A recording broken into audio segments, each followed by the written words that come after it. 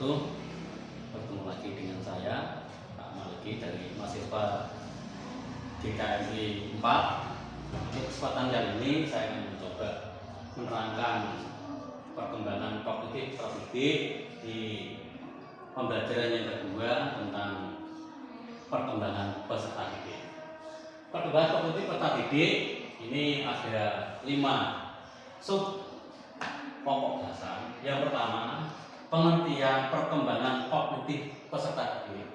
Yang kedua, karakteristik kemampuan proses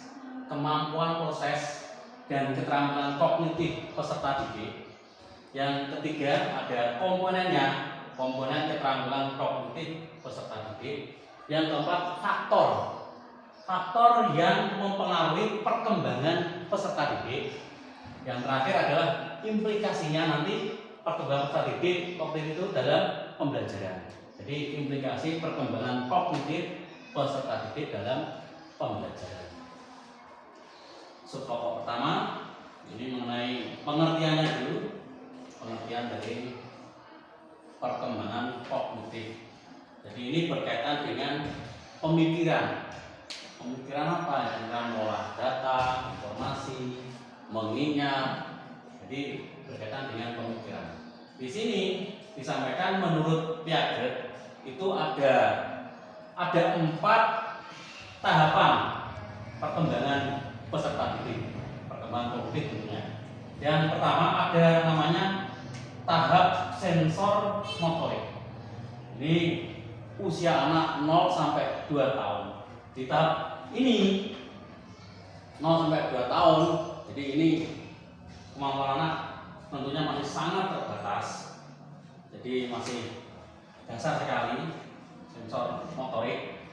Tahap yang berikutnya operasional ini 2 sampai 7 tahun. Ini anak belum mampu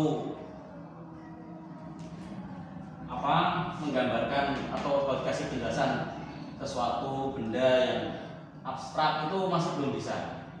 Jadi misalkan kita mengajar anak tentang gajah, harimau, nah itu ya paling tidak ada videonya atau apa, tapi cuma kalau digambarkan gajah ini bentuknya gini, itu anak masih belum bisa menggambarkan.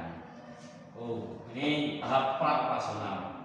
Terus ada yang ketiga namanya tahap operasional. Ini misalnya anak usia 7 sampai 11 tahun. Misalnya anak SD atau I.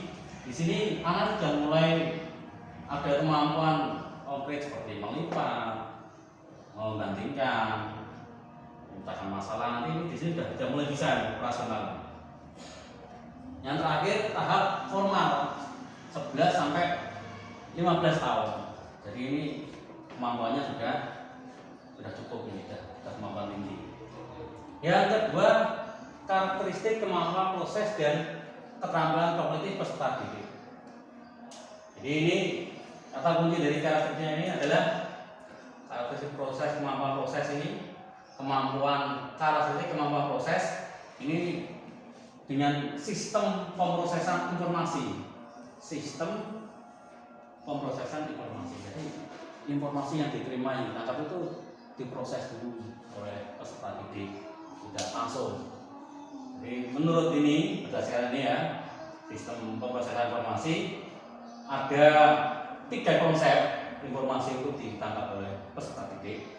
Yang pertama ini persepsi, memori, atensi. Persepsi di sini tanggapan, proses penggunaan pengetahuan yang dimiliki untuk memperoleh stimulus. Jadi ini tanggapan peserta didik, misalnya ada informasi apa, ada disampaikan sesuatu materi atau apa, dia akan memproses, menangkap. Terus ada timbal baliknya, ada rasanya, ada stimulusnya di sini. Ini konsep pertama. Terus yang kedua memori. Jadi memori ini ingatan. Jadi ada materi, ada pengetahuan baru, ya tersimpan dalam memori ini. Terus yang ketiga itu namanya atensi, perhatian, konsep multidimensi untuk menggambarkan perbedaan ciri-ciri, cara respon, Berikutnya yang ketiga, komponen keterampilan kognitif peserta didik. Ini ada 4. Yang pertama namanya metakognitif. Ini kemampuan pengetahuan, kesadaran tentang proses kognitif. Yang kedua, strategi kognitif, kemampuan tertinggi dari dominan kognitif. Yang ketiga namanya gaya kognitif. Ini karakteristik individu dalam penggunaan fungsi kognitif. Jadi beda-beda nih gaya setiap individu. Yang terakhir ini pemikiran kritis. Jadi anak ini berpikir logis, reflektif, produktif. Berikutnya bahasa yang keempat, faktor yang mempengaruhi sekarang. Faktor yang mempengaruhi perkembangan peserta didik. Jadi setiap individu peserta didik itu tentunya mempunyai perkembangan yang berbeda-beda. Ada banyak faktor di sini. Disebutkan ada 2 di sini. Yang pertama hereditas atau genetiknya dari orang tua. Jadi perkembangannya juga tergantung dari orang tua. Misalnya ayah ibunya ini atau ayahnya misalnya ini pandai, cerdas, ibunya kurang cerdas. Kemungkinan anaknya juga cerdas atau kurang cerdas. Yang kedua ada faktor lingkungan. Lingkungannya dari mana ini? Lingkungannya banyak.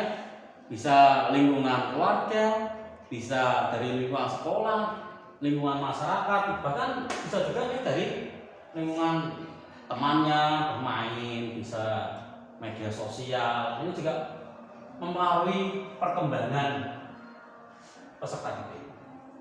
Yang terakhir, implikasi perkembangan kognitif peserta didik dalam pembelajaran.